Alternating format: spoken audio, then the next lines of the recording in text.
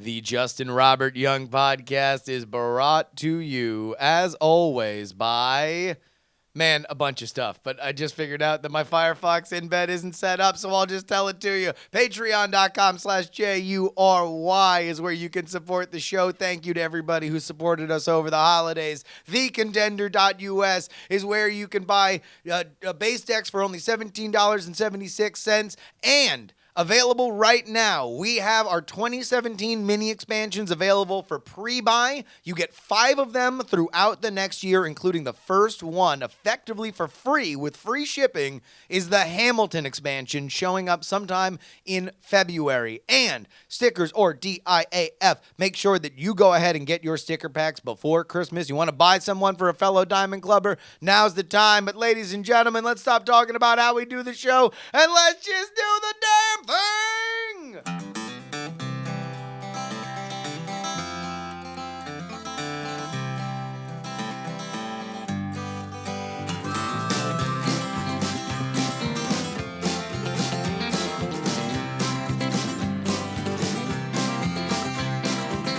On the day that we met on the internet, I asked her for a photograph. She sent it over to me, said, I know it's ugly. And I said, girl, ugly ain't the half, look at you. Well, you got blue teeth and you only got 2 teeth, but I kinda like to see you smile. And it appears that over the years you've turned into a big old steaming pile. And she said, yeah, I know I ain't no supermodel. I said, you ain't a hand model, baby, but that's fine, 'cause you're pretty ugly by most people's standards, but you're alright by mine.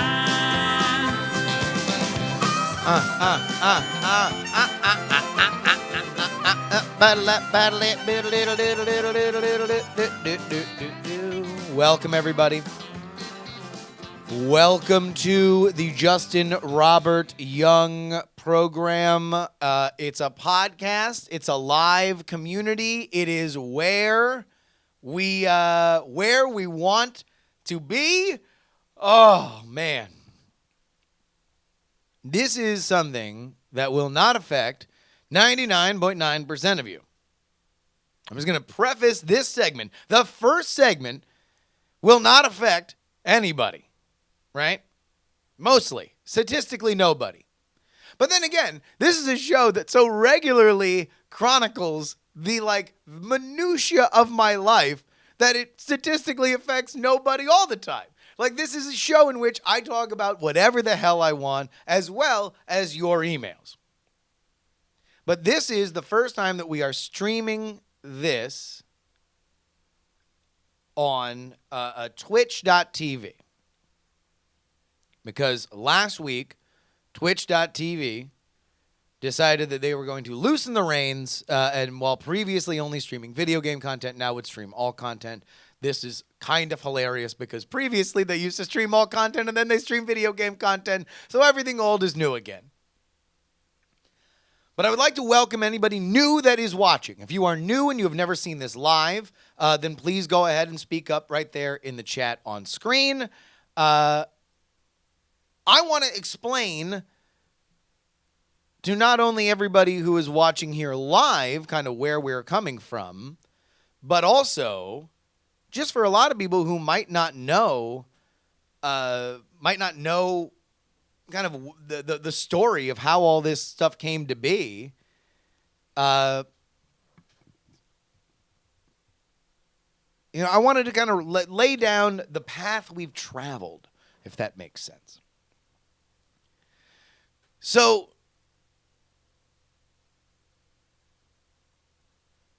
let me briefly make this point. That at the point that I started streaming on the internet on a regular basis, I had no plans to stream on the internet on a regular basis. I would also say that I was coming out of a 4 or 5 year period in which I was very, very, very, very, very either depressed or suppressing depression, if that makes sense. I think we all go through tough times sometimes. But this was a situation where I just had a lot of stuff kind of either go wrong or change rapidly very quickly. And it was pouring myself into work, and specifically internet work, mostly podcasting and blogging, that really kind of gave my life some framework. But really, it was live broadcasting. Me talking to Jeremy Lundy and X Modem in the chat. Me talking to Gambling Man and ICU. Right?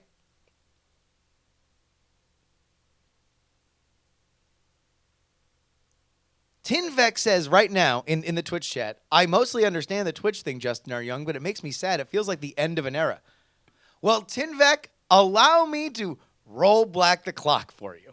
Because if you see things from my perspective, there have only been ends of eras. And there have only been new eras. So I began streaming live on the internet because Brian Brushwood was streaming live on the internet. I didn't know Brian at all. I had interviewed Brian a couple times for the magic website I did, itricks.com. But as Brian described it to me fairly soon after he started streaming, Brian made a decision. He had 2 young daughters, and he was still spending a lot of time on the road. But he wanted a way, in his words, to hang out with his friends without going to a bar, getting drunk, and drunk driving home.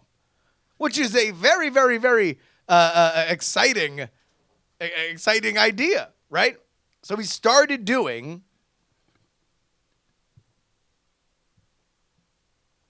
these BB Live shows. And I was a part of it. And BB Live show existed before me. Who knows? It could exist after me. But we started just coming on. And it was basically just me and Brian hanging out. Me and Brian, who do the Night Attack show now together, which has gone through many different eras, refer to that show as the live chronicling of our friendship. And I think that, that is true. Because Brian and I didn't really know each other all that well. But amongst all the show of it all, right, and us kind of like put together a fun show every single week. Well, first it was a fun show. And then it's like, okay, well, what do we do with this fun show? Well, we do it every week. We do it every week at the same time. That's where Tuesdays came in. And then the question was, where do we stream it? Where do we stream it? Now, this is, for those of you who are old AF, what is this? Circa 2007, maybe?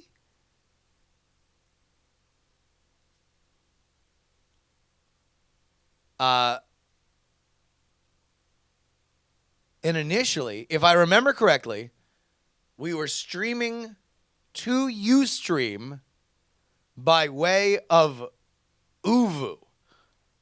We Skype crapped out on us the other day, and we were trying to figure out another solution, so we went back to Uvu. I don't even know what Uvu is. Uvu now, and this is OOVOO, might be a Russian dating site for all I know. But it was just a random way that you could do video messaging, right? And we really created the DNA of that show, because the show is what mattered. The people are what mattered. And we didn't have much of an audience.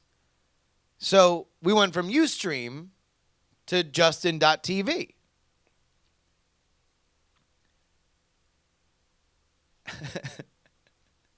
Renegoo in the chat says, it's still video chat. That's good. And in the Diamond chat, Sergeant Muffin says, ooh, member VidBlaster? I do member VidBlaster. VidBlaster is what we used before Wirecast. So we went to Justin.tv because Justin.tv seemed like a place with a little bit more of a live streaming community.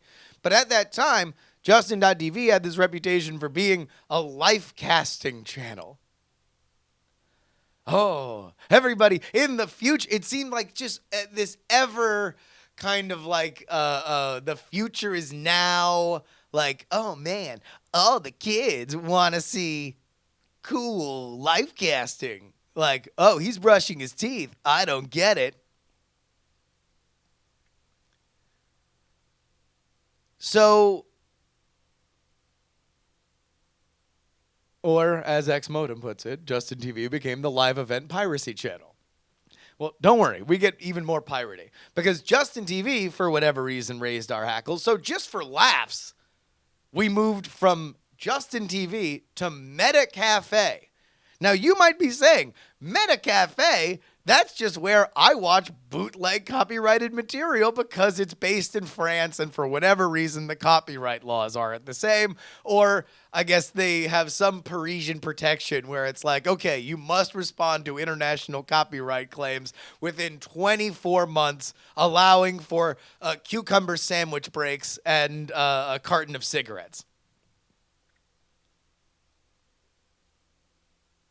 But at the time, they had their own RTMP server, and we could stream off there. It had very, very low latency. We were very excited.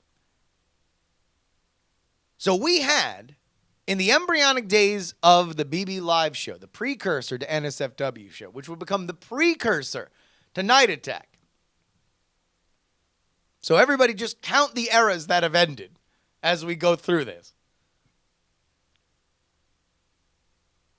We had run through 3 different live streaming platforms before we got picked up by the Twit network. This Week in Tech. So this was a huge deal for us. This was a huge, huge, huge, huge deal for us. But it was us selling out our community, right? You know, we were going from doing our own thing to going to a big bad network. Now we were taking we were taking money. Now we couldn't curse. Before, we could curse all we want. We could curse all we want. As Great Sword NH says, and everything was fine forever, right? Oh man, everybody loved it. Nobody had a problem, and we went on to have a great time. The end. Well, we got a lot out of Twit. I mean, I would say by and large, the vast majority of our exposure at the time came from being a part of a larger network. A lot of people. In fact, how many people in the chat first saw us on NSFW show? Didn't see us on BB Live show?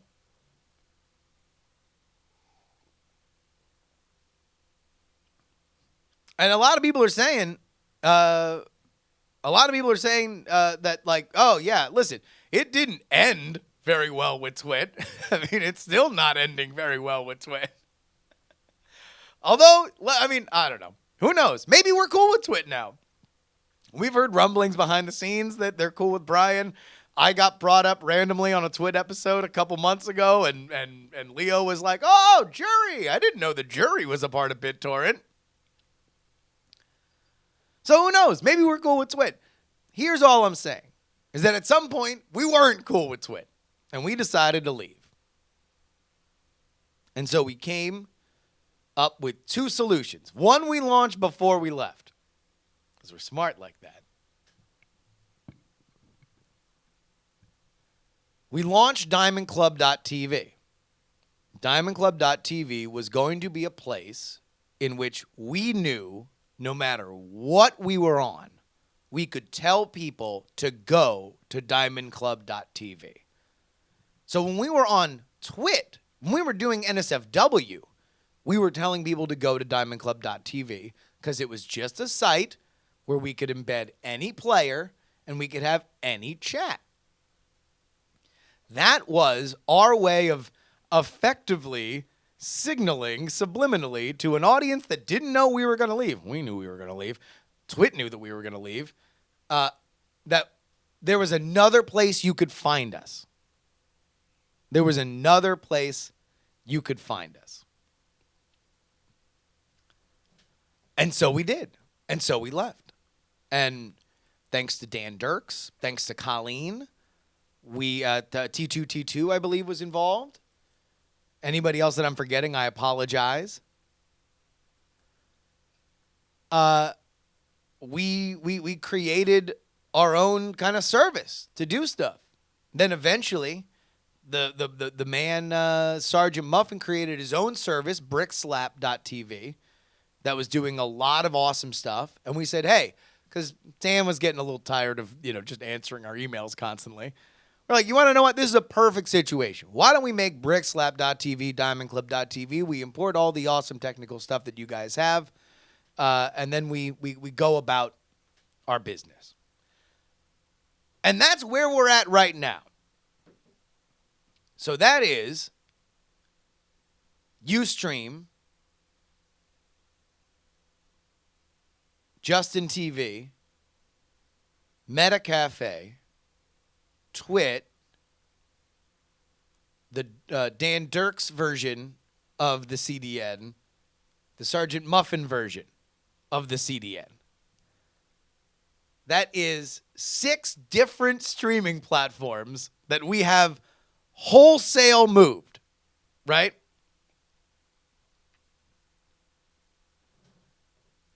Now, what we are doing now is streaming to Twitch through diamondclub.tv, which again can just embed the Twitch video if they want, and we can also stream to the Muffin CDN.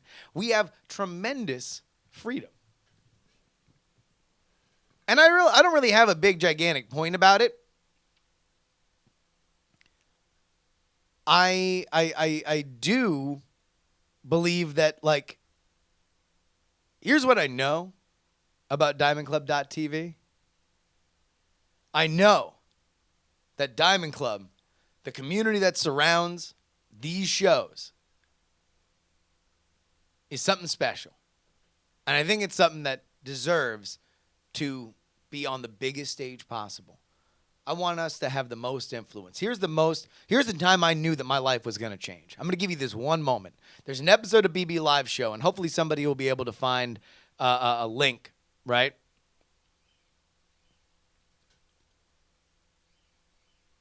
There's an episode of BB Live Show where we took over the front page of Dig.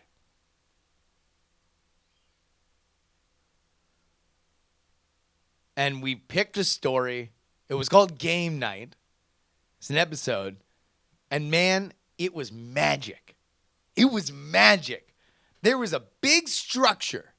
And us, tiny little folks all got together and took it over. And it was awesome. It was amazing. It was adrenaline pumping.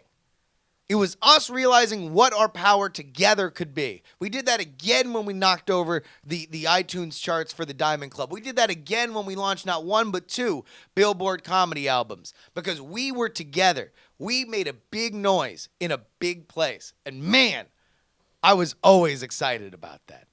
I was always super, super, super pumped about that. And I think maybe it's just me.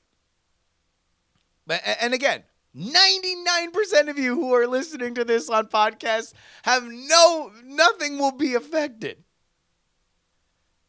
But I think that talking to these Twitch people, man, I think that gives us a tremendous opportunity. I think that we have a hell of a church here. I think we got a hell of a religion. And I would be very, very excited to proselytize the masses. And yes, Bob Oxyon, I do look like Doctor Strange. What else do we got? All right, so here's another thing that we like to do here on the JuRY show. For those of you who have never seen it, is one of the most popular episodes that we ever did was with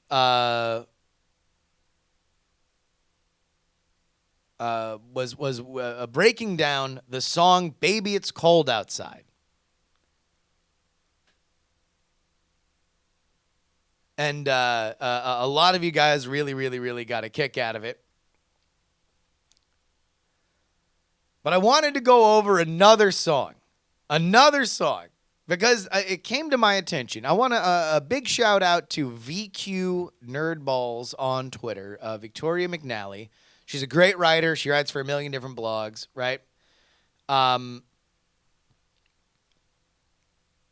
But she made the point that there is a secret history to the song Have Yourself a Merry Little Christmas. All right? Have yourself a merry little Christmas. So I just want to point out, this is the original lyrics to Have Yourself a Merry Little Christmas. All right? This is a song written by Hugh Martin and Ralph Blaine, introduced by Judy Garland in the 1944 MGM musical Meet Me in St. Louis. Frank Sinatra later recorded a version with modified lyrics. And in 2007, ASCAP ranked Have Yourself a Merry Little Christmas the third most performed Christmas song during the preceding 5 years that had been written by ASCAP members.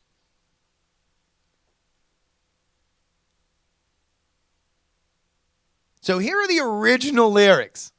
The original lyrics for Have Yourself a Merry Little Christmas. Have yourself a merry little Christmas. So here, let's see. I just want to let's get the lyrics that you might know. Right? These are the lyrics that you might be familiar with. Have yourself a merry little Christmas. Let your heart be light.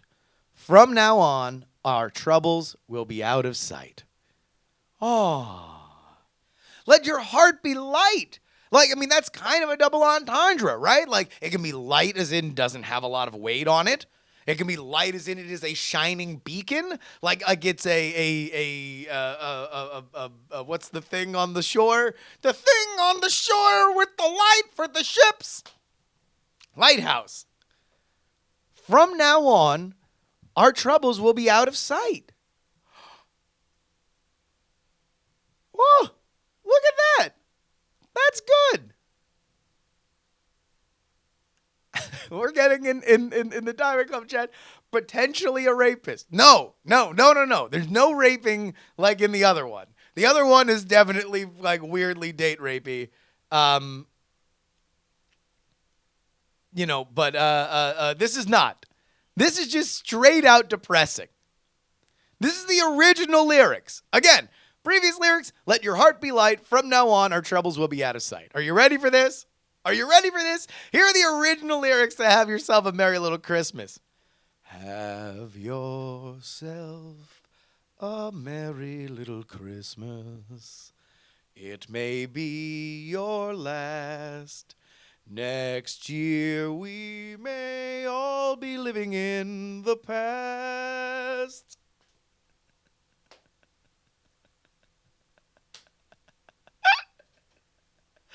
Have yourself a merry little Christmas. It may be your last. You will die this year is the message of the third most popular Christmas song of all time.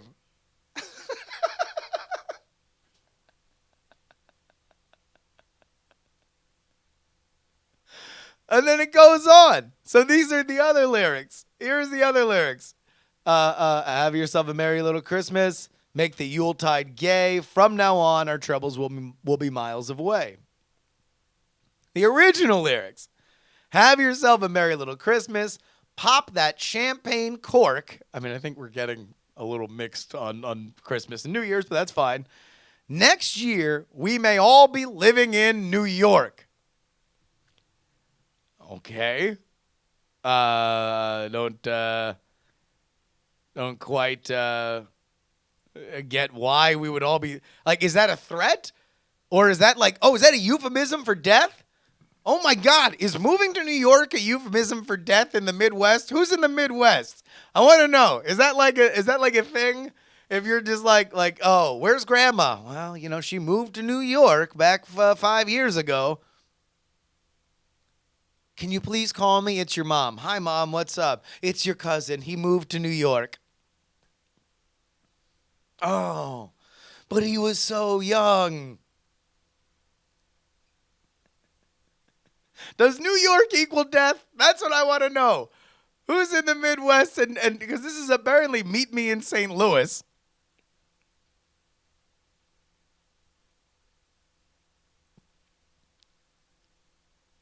Old Bobby's moved to New York. So here's the other thing. The lyric here's the end. This is a short song. So the next lyric is here we are as in olden days, happy golden days of yore. Faithful friends who are dear to us, gather near to us once more. Okay, cool. That stays intact. Although it has like a bit of a melancholy sense to it when you start off with, this is your last Christmas, right? Like, because in this version, the version that we have all grown up on, here we are as in olden days, happy golden days of yore, faithful friends who are dear to us, gather near to us once more. You're like, oh, you want to know what? Let's all get together, right? Hey, man, let me just go ahead. Things have been kind of screwed up since my cousin moved to New York. What do you say we all get together and have a good time?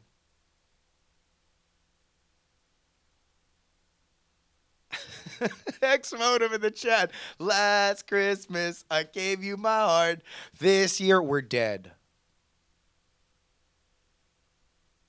We should do this. We should have, please email me, justinrobertyoung@gmail.com, with your Christmas, add death to Christmas lyrics. If you guys send me add death to Christmas lyrics, I will do a special episode of JuRY where I just read your add death to Christmas lyrics on Christmas Day. I will release it Christmas Day. JustinRobertYoung@gmail.com. JustinRobertYoung@gmail.com. Put JuRY, JURY, in the subject line.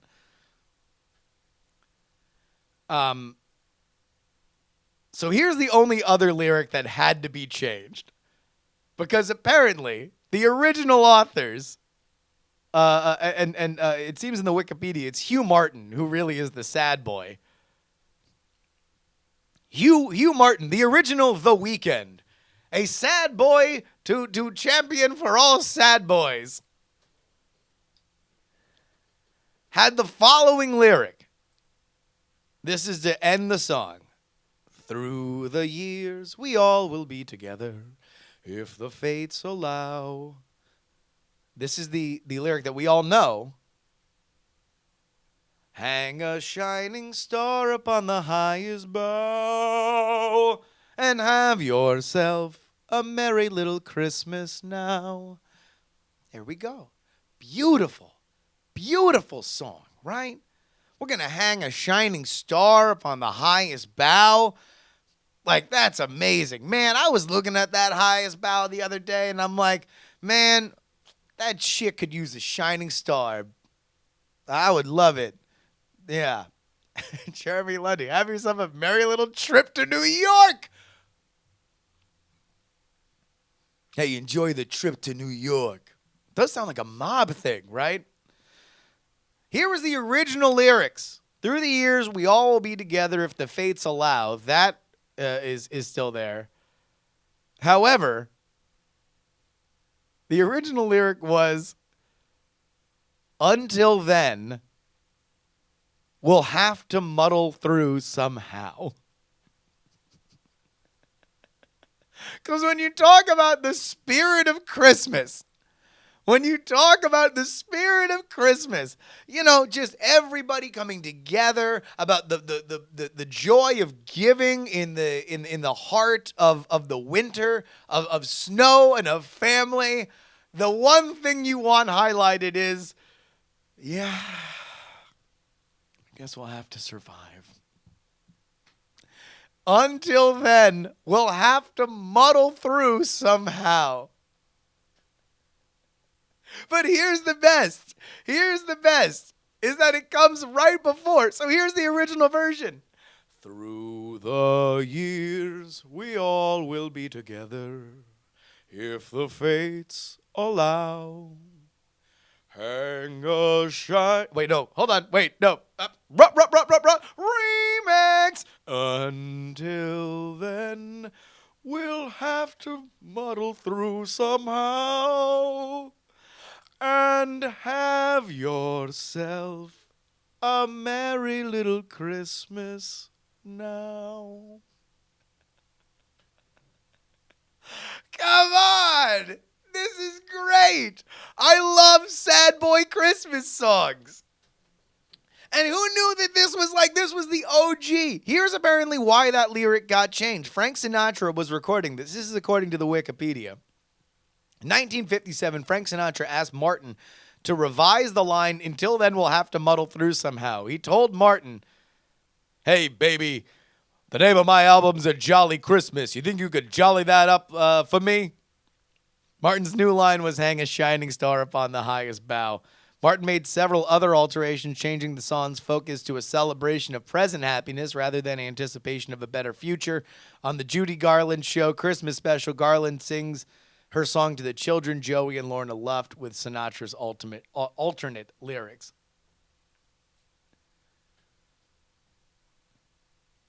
Oh, and apparently also there was the original line was, "Through the years, we all will be together if the Lord allows,"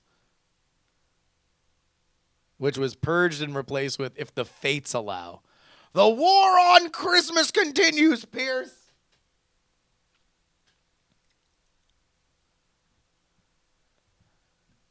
Yeah, Captain Fubar. "Hey, man, your song's depressing AF. Cheer it up, huh? Ring-a-ding-ding. The chairman needs to get things swinging. Ain't no one gonna drop their panties on Christmas if we're all talking about muddling, huh, Martin? Come on." The voice needs to sing.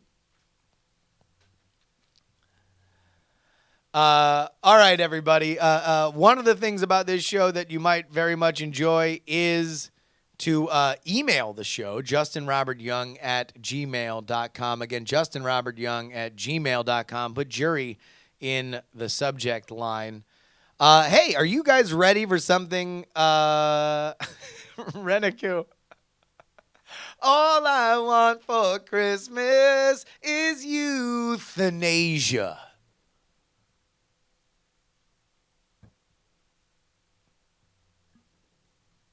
These are the best. I love this. By the way, here's another thing that new viewers of this will have to get used to. The idea that there are very awkward transitions. Very, very awkward transitions. And we are now going to get to one of them. Anonymous Diamond writes, "Thank you for the amazing podcast. Although I've only been listening for about a year, JuRY is easily one of my favorite podcasts I listen to, of course, along with Night Attack, PX3, DTNS, and many more that you're involved in. I needed to write this email to vent. Even if you don't read it on the show, I'm doing it because I feel it will be therapeutic to me since I have nobody else I can turn and talk to about this. So I'm going to mosey on up to the Diamond Club bar, order a Sprite, and, well, just a Sprite, and pull on bartender JuRY's ear a bit. My wife and I drink a fair amount of wine and have so for many years. Probably a bit too much. Well, definitely too much, or at least we used to. But we didn't realize just how much until a few weeks before Thanksgiving. Hachi machi. That's close. That's not far away. We were out in the backyard and I noticed her eyes and skin were a bit yellow and only visible when we were outside. I asked her about it and she broke down crying. She says she noticed it about a week ago and that she's not been feeling very good lately in the past week or two. She had gained some weight and didn't feel right. She was scared and in denial and didn't know what to do. I made her make a doctor's appointment and we both stopped drinking right away. We went to the doctor and my wife was diagnosed with cirrhosis of the liver from our years of drinking. Did we drink a lot? Well, I didn't think so. Drank a couple bottles of wine a night, and on weekends we'd have more, and on special occasions even more, but not to the point of blacking out. I'm going to go ahead and editorially pause right now and just let everybody know that multiple bottles of wine a night, if you're only two people, you might want to tap the brakes just a little bit. A little bit. Multiple bottles of wine and then I mean, more later. Boop, yeep, bop. All right, just so everybody knows. Obviously, listen, we're going to get to the end of this story, but here we go. Okay.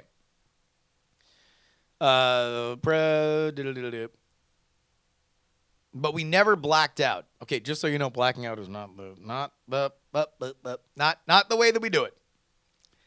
That's not how you judge whether or not you're drinking too much if you're blacking out. Socially, you know, yes, you shouldn't be blacking out. But in general, if you want to gauge your own alcohol consumption, probably shouldn't use blacking out as the like, well, we don't black out. All right. I guess this wasn't due to excessive drinking, but from constant, persistent drinking and never giving her liver a break. The doctor also said that some people are affected differently than others by alcohol. Two people drinking the same amount might develop liver damage at different times, or maybe never in some people. We both stopped drinking completely, and she will never be able to drink again because her liver is not working properly. She's retaining water and has gained close to 35 pounds. Holy crap. This happened in a matter of a week or two. Her abdomen is bloated and her legs and feet are swollen to the point where it's uncomfortable to walk. So what's next? Well, she's taking water pills to try and get rid of water from her system, but she won't have completely lost all the water that she's been holding on to till at least the end of January and maybe longer. The yellowing may last months. She's getting blood drawn weekly to check her liver function, which is already getting a little better, but she will never be back to normal. Doctor says because of her age, 43, he feels she has a good chance of mostly recovering from this, but there's definitely some irreversible damage done. She won't really know how much for the next 6 months. After 6 months, wherever she is at, then that will probably be where she is for the rest of her life. She'll never be able to drink again, and we will have to be careful about what medication she takes. She also has to be careful around toxic chemicals like pesticides, fertilizers, and aerosol sprays. Since she's not telling her friends, I can't talk to them about this. I really only have one close friend of my own, and I don't want to talk to him about it since the one time I ever saw him drink was at his wedding. And as great as they are, I don't feel like bringing it up to chat realm. And so, instead of pushing it deep down inside where I can try to hide it and be strong for her, I thought about talking to a therapist, but I don't even know what I'd say or what they could say. So instead I came here, and I spilled my guts to our resident Diamond Club therapist. I'm not looking for any answers, really. Just need to get this out of my system so I don't implode. Well, at least you guys didn't move to New York.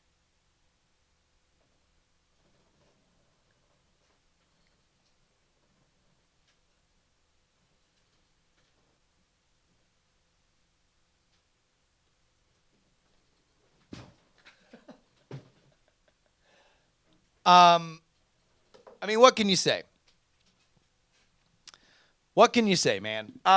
This is a tough situation, and you know, part of it is, you know, just the idea that the human condition is frail. We are all frail. We have elements of our lives that affect us differently. Here's the only thing I'll say. Number one, thank you very, very much for emailing in. I encourage anybody to email in with stuff like this that they don't feel like they can go to anybody else. To justinrobertyoung@gmail.com. Put JuRY in the subject line.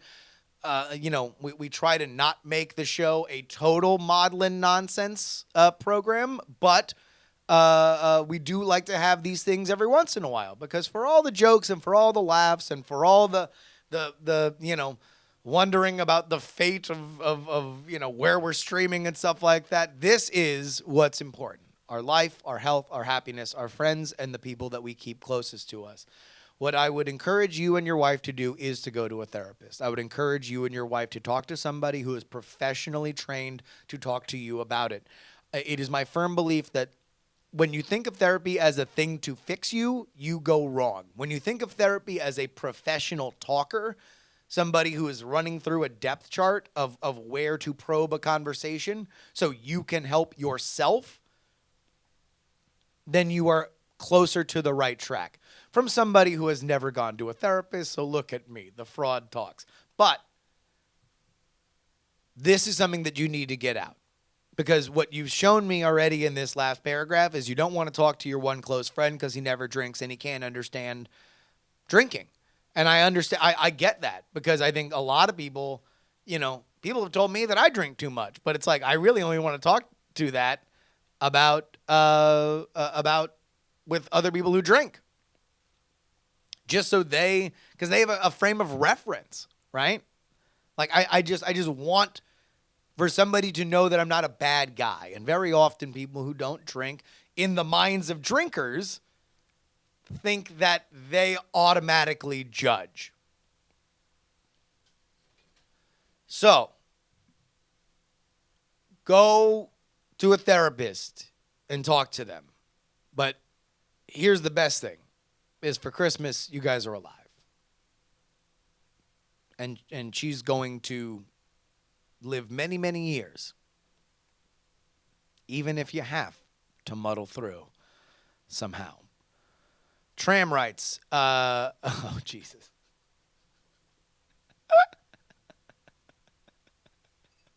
So for those of you who have never seen the show before, all right, I'm going to look at the Diamond Club chat here. How many do you guys, for those of you who are longtime listeners to this show, how do I explain the casual racism show that we did 2 weeks ago? Because it was hard. It was hard to do when we actually did it. It's harder to do when you're trying to when you're trying to explain it as a concept.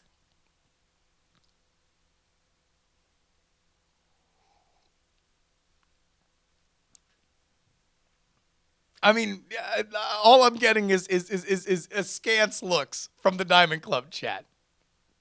It got a bit racy. There were some hard R's that we were discussing. We were discussing the fact. All right, so here's how we have to break it down. We were discussing the fact that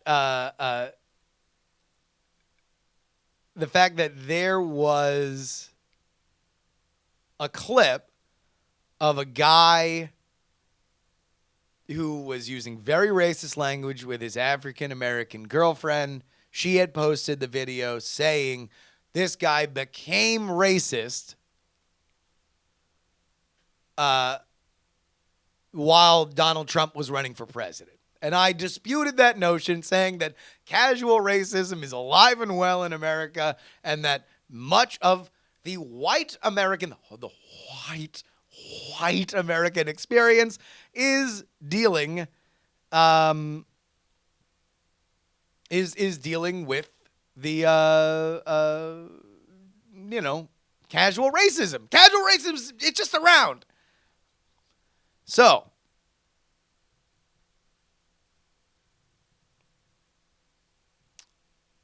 Tram writes, in your recent JuRY episode, you were talking in regards to what white male conversations had to be had in the background to form the guy's casual racist statements. That you don't just wake up 6 months later telling people to go back to the West Congo. Oh, here's my other thing, is that you are a racist if you've memorized specific African countries instead of just saying go back to Africa. That's when you really know that you have put time and effort into AP racism. That is a test into college level racist if he is like, as this guy in this video was like, go back to Nairobi, go back to Kenya. He's like, Map, you put time and effort. You put time and effort into memorizing African countries. You were watching the World Cup going, that's a good one. All right. Well, truth be told, I was once one of those casual racists that doesn't view themselves as such. And as much as I'd like to think my life till now has helped me grow past this by finding more information on all these, I hate to admit it, but the truth of the matter is I understand the thinking he comes to, and while I've grown a bit past them, these guys think that there is merit to their argument, and I have a long-winded explanation to help.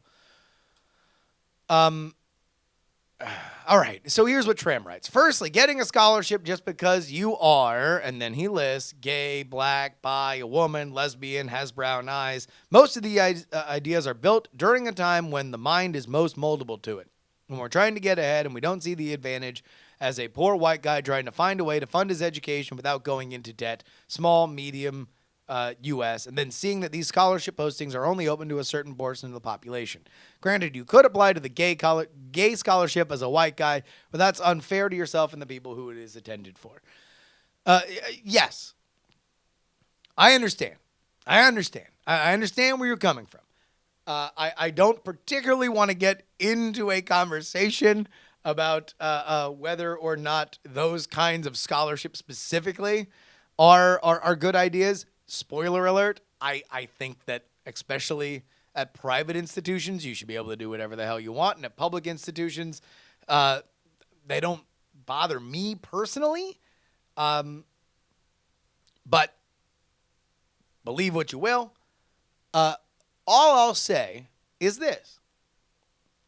Before anybody wants to light Tram up, before Tram wants to get defensive if somebody were to light him up in an email, let's all understand that in emailing this show and watching this show live, we've got more in common together than we have separating us. And even if we have a difference of opinions, we can talk it out and we can have a good time for us. I don't know about the world. The world's effed. Us, our community, we can get over it. We can deal with it. We can talk through racial-based scholarships. We can talk about casual racism. We can talk about a million different things. Except for whether or not Twitch chat's going to be on screen. That's undebatable. Folks, you can go ahead and email me, justinrobertyoung@gmail.com, if you would like to get your email on the show. Thank you to everybody who watched. If you would like to follow me, it is Twitter and Instagram, Justin R. Young. Snapchat, if you saw me for the first time and you're on Snapchat, hit me up on Justin R. Young and just say hi. If you've seen me before, just give me the middle finger. Hashtag join the conversation at diamondclub.reddit.com. Again, that is diamondclub.reddit.com. Ladies and gentlemen, that's the end of our program. If this is the first time you're seeing it, then I will remind you for the first time that my name is Justin Robert Young, and I am hoping that all of you hear my words. Folks, please don't die! Or move to New York.